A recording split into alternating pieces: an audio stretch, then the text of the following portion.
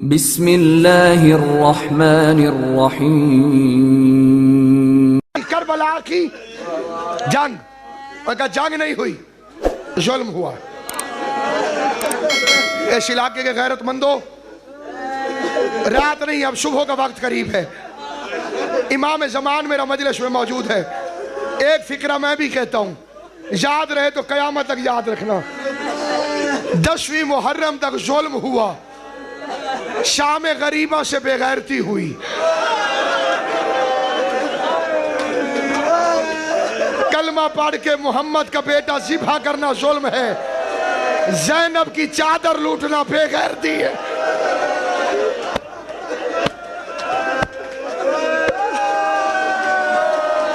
ماتم کر لے، نہیں پتا ماتم کر کے آجا میرا بھائی، بسم اللہ،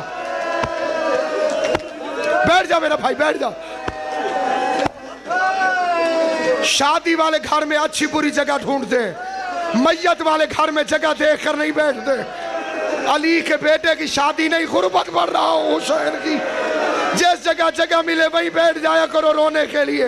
عزاداران امام مظلوم، اس غریب پر سلام، قتل کے بعد جس کی لاش کو لوٹ لیا گیا۔ بکر بن وائل نالین لوٹ کے گیا، سہل بن حلون نے عبا لوٹ لی، اسحاق ابن اشعث نے قبا لوٹ لی، محمد ابن اشعث قمیض لوٹنے لگا۔ کٹی ہوئی گردن سے آواز آئی، حیا کر، کل میری لاش میں میری بہنوں نے آنا ہے۔ بے غیرت نے حیا نہیں کی، غریب کی قمیض لوٹ کے لے گیا۔ اللہ لعنت کرے بجدل ابن سلیم پر، یہ وہ بے غیرت ہے جس نے حسین کے ساتھ ایسا ظلم کیا۔ تیرا چوتھا امام ہر نماز کے قنوت میں اس بے غیرت کا نام لے کر اس پر لعنت بھیجتا تھا، جس کا پتھر کا دل نہیں۔ مجھ سے پوچھ اس نے کیا کیا؟ یہ حسین کی انگوٹھی لوٹ کر گیا۔ جو عزادار بیٹھے ان سے پوچھ، صرف انگوٹھی لے کر گیا۔ 3 دفعہ اتارنے کی کوشش کی، ہاتھ میں اتنے زخم تھے، غریب کی انگوٹھی نہیں اتری، اس نے پھر اتاری، نہیں اتری، پھر اتاری، نہیں اتری۔ سید معاف کرنا، یہ کتے کا بچہ 2 پتھر اٹھا کے لے آیا، ایک پتھر پر حسین کا ہاتھ رکھا، خنجر کو نکال کے حسین کی انگلی پہ رکھا، دوسرے پتھر سے ایسا وار کیا، انگلی ماتم کر کے بھی انگلی بھی لے گیا، انگوٹھی بھی لے گیا۔ اور زینب لاش میں پوچھتی رہی، تیری 5ویں انگلی کہاں ہے؟ تیری انگوٹھی کہاں ہے؟ تیرا لباس کہاں ہے؟ تیرا سر کہاں ہے؟ حسین نے ایک جواب دیا، این الرداء کہ یا اختی۔ جزاک اللہ، جزاک اللہ، جزاک اللہ۔ 1 منٹ اور۔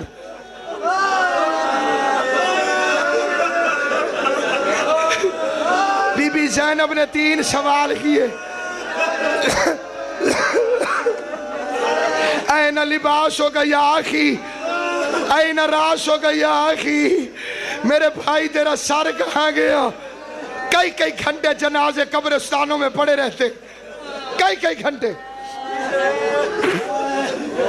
لوگ کہتے ہیں قبر تیار ہے، جنازہ ہو گیا۔ دیر کس چیز کی ہے؟ آواز آتی ہے غریب کی بہن آ رہی۔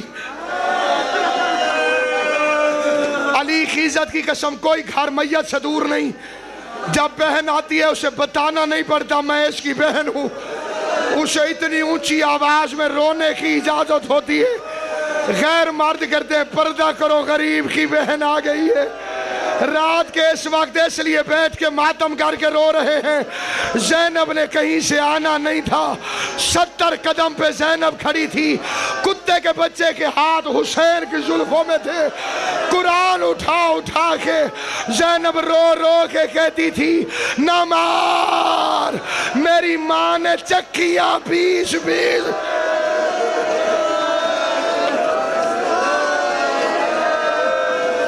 کئی بندے شرم کر کے رو رہے ہیں، شرم کر کے وہ روئے جس کا کچھ بچ گیا ہو، جسے پتہ ہے غریب کا گھر ہے، مظلوم کا ماتم ہے، अज़ादारान इमाम मजलूम, एक बेगैरत है जिसका नाम है मालिक इब्न बशर। मुझे भाई ने हुक्म दिया है, तामील करके छोड़ रहा हूँ।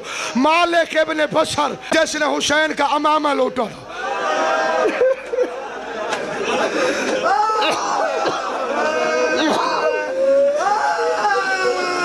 मालिक इब्न बशर, इस बेगैरत ने हुसैन का इमामा लूटा।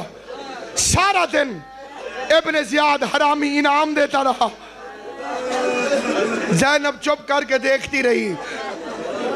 मालिक इब्न बशर की बारी नहीं आई। शाम हो गई। सांस लेके आखिरी फिक्रा सुनो। इब्न ज़ियाद कहते हैं, मैं इनाम दे दे के थक गया हूं। अब अगर किसी के पास लूट का कोई माल है वो लेके घर चला जाए, कल सुबह आना, जितनी बड़ी चीज होगी उतना बड़ा इनाम दूंगा। ये जालिम अमामा उठा के घर चला गया। शब्बीर का अमामा संदूक में रख के थक हुसैन का कातिल सो गया। रात को घर में खुशबू फैली। मोमिना बीवी की आंख खुली, इसे हिला के कहती, ओ बेगैरत, किसका घर उजाड़ आया है? ये हरामी सोते सोते से अब तक रोना नहीं आया मेरी तरफ देखे। आवाज आई, किसका घर उजाड़ आया है? ये कमीना सोए सोए कहते बागी था। देख के कहती है, बकवास न कर, ये बागी था तो मोहम्मद की बेटी मेरे घर में बैठ के क्यों रो रही? मातम कर, मातम कर, मातम कर। अजरुकुम अल्लाह, बिस्मिल्लाह। और रात के इस वक्त हुसैन के इश्क की नमाज पढ़ने वालों, हुसैन की माँ तुम्हें दुनिया के किसी काम में न रुलाए। फातिमा ज़हरा तुम्हारे आंसू कबूल करे। अगर ये बागी था तो मोहम्मद की बेटी हमारे घर में बैठ के क्यों रो रही है? ज़हरा का नाम आया, साहिबान मकाते लिखते, ये तड़प के उठा। इसने समझा बतूल अमामा वापस लेने आई है। इसने अमामा उठाया, घर से दौड़ गया। दिमाग इसका पागल हो गया। जंगल में फिरता था, छुपता था, कहता था अमामा मैंने लूटा है, मैं ज़हरा को वापस नहीं दूंगा, इनाम मुझे मिलना चाहिए। अमामा मैंने लूटा है। 1 साल अमामा हुसैन का लेके ये जंगल में फिरता रहा। 1 साल बाद इस बेगैरत की मौत वाक़या हो गई। 1 साल तक हुसैन का अमामा करबला के जंगल से बाहर फिरता रहा। 2 साल गुजर गए।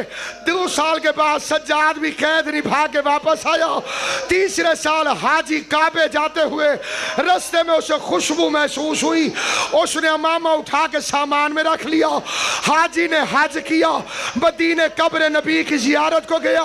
या मदीने के बॉर्डर पे तेरा मेरा चौथा इमाम ज़ैनुल आबिदीन हाजी के इस्तकबाल के लिए पहले से खड़ा हुआ था। इधर हाजी पहुंचा, ज़ैनुल आबिदीन इसके करीब गया, रो के कहता है, अल्लाह के घर के हाजी, अगर तू नाराज न हो तो बगैर उजरत के मजदूर बनकर मैं तेरा सामान उठा लूं। सज्जाद ने हाजी का सामान इस रंग में उठाया, कभी आंखों से लगाता है, कभी सीने पे मलता है, कभी बोसा देता है। रसूल की कब्र आई, हाजी पूछता है, तुझे रसूल की कब्र का वास्ता, जल्दी बता मेरे सामान में तेरा क्या है? आवाज आई, मेरी पूरी कायनात, अभी अब्दुल्ला का इमामा सैयद सज्जाद रो के कहता है, ओ मेरा मजलूम बाबा, ओ मेरा गरीब बाबा, हुसैन का मामा जिसका पत्थर नहीं मेरी तरफ देखे। 3 साल के बाद हुसैन का मामा सज्जाद के हाथों पे आया। सज्जाद मामा लेके घर आया। किसी बीबी ने मुसल्ला छोड़ा, असगर की माँ ने धूप छोड़ी। ज़ैनब भाई के अमामे के पास आई, हुसैन के अमामे को खोला, तीरों के सुराख, खून से भरा हुआ अमामा, तलवारों से फटा हुआ अमामा। ज़ैनब ने अमामा उठाया, रसूल की कब्र पे गई, अमामे को खोल के कब्र मोहम्मद पे रखा। कब्र में जलजला आया, रसूल कब्र से बाहर आया। आवाज आई, ज़ैनब उठा ले, मुझसे बर्दाश्त नहीं होता। रो के कहती है, वाह नाना, 3 साल के बाद अमामा बर्दाश्त नहीं हुआ और मैं 70 कदम पे खड़ी होके कातिल के सामने मिन्नतें कर करके कुरान उठा उठा के वास्ते देती रही, ना मार, हम